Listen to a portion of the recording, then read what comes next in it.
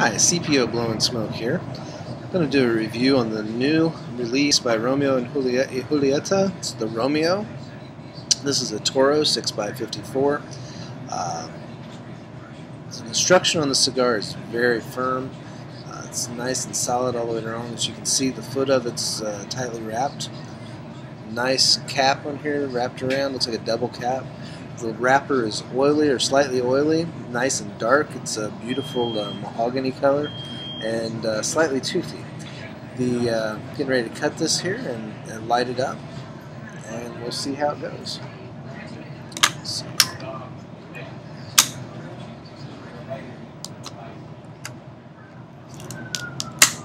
there we go. Cut a little more off than I wanted to, but not too bad. Okay, the pre-light draw is slightly tight on it, but not bad at all. So I'm going to light this, and we'll see what the flavor's like when I first light it up. Again, I've talked about lighting cigars before. I don't like to do the draw and inhale through the cigar method. The reason being, and some people do, but the reason being I don't care for it is I think it kind of tends to caramelize and sear the tobacco on the inside of the cigar as you're drawing the flame up through it like a chimney, and then you lose some of the flavor as the cigar goes. I like to use a torch just like this on the end, get it nice and red all the way around, puff on it a couple times. As you can see, it needs touched up just a little bit, and now it should be good to go. Now the overall flavor in that, slightly toasty. It's not a real strong cigar. It's billed as a medium to, or light to medium body. And the light up on it is very smooth. Trying to figure out what the nuances are. I'm going to smoke this a little bit and I'll come back and we'll talk about it some more. Okay, I'll smoke this down about a ½ inch. The flavors that I'm getting on this are, it's kind of a toasty, buttery flavor. It's not exactly creamy, but it's kind of a richer, smooth, very smooth, and fairly light flavor. Other nuances, it's got a very mild spice, but it's very smooth. Very good at this stage, and the smoke is thickened up, as you can see. So I'm going to smoke it a little bit further down into the second third, and I'll come back and we'll discuss how the flavor has progressed since then. Alright, I'm down to the into the second third here. The flavor has really developed. It definitely has a buttery, slightly caramely flavor, kind of toasty, creamy, definitely mild to mid-strength. But the flavor is incredibly rich. It's definitely what I would call a dessert cigar. Probably would pair, I'm drinking coffee and it goes nicely with coffee. Probably would go really good with a dark, smooth porter. There's several different porters, and some sort of imperial porter would be really good. Or maybe some smooth liquor or liqueur. It's an excellent cigar. Definitely recommend it. The burn has been very even, as you can see.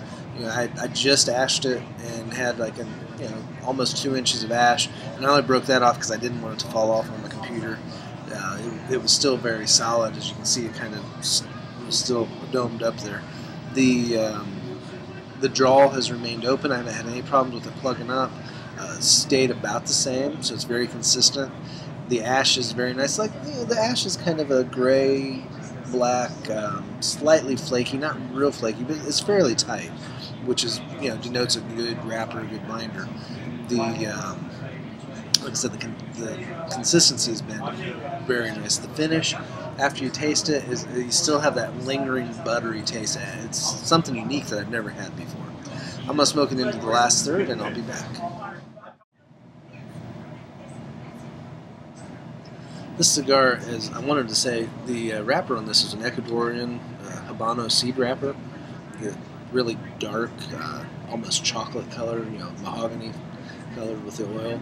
And then the rest of it, the binder and the blend, is an all Dominican blend. I'm not usually a big fan of Dominican cigars. I really normally like Nicaraguan cigars, but this one is probably one of the best Dominicans that I've ever smoked, and I wanted to be sure to put that in here. The draw on this, I'm about almost through the second half or the second third. The draw has stayed open. It's been remained the same. It's been consistent all the way through. Still has a nice tight, slightly soft there where it's burning in there, but it's not anything to be concerned about. The overall stick is still good and tight. You can see the veining on the ash. You can see where the ash is built up there. I kept it on there so you can see it. So far, this is an excellent cigar.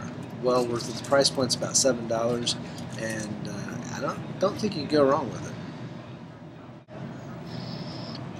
As I'm getting down into the last third of the cigar, the toasty flavor kind of gone away in the middle third, but it's coming back, the aroma. And it smells kind of like toast, and it still has that buttery flavor, which is really unusual. And slight caramel, a little bit of hazelnut.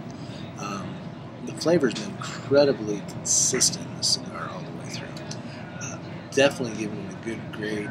It's going to be almost an 8. I don't know what the final number is yet, but the consistency, the strength of the ash, the burn, the draw, the flavor, the nuances, all in all, it's a great cigar. Forgot to mention earlier, I'm at Boda Pipes, and you can get this here for about $7. You can go online to bodapipesandcigars.com and contact Dave there if you want to find out about the Romeo by Romeo and Julieta. Romeo y Julieta. It's awesome. I'll be posting this the final review up on YouTube here shortly. Come see us at cpo.intheupstate.net.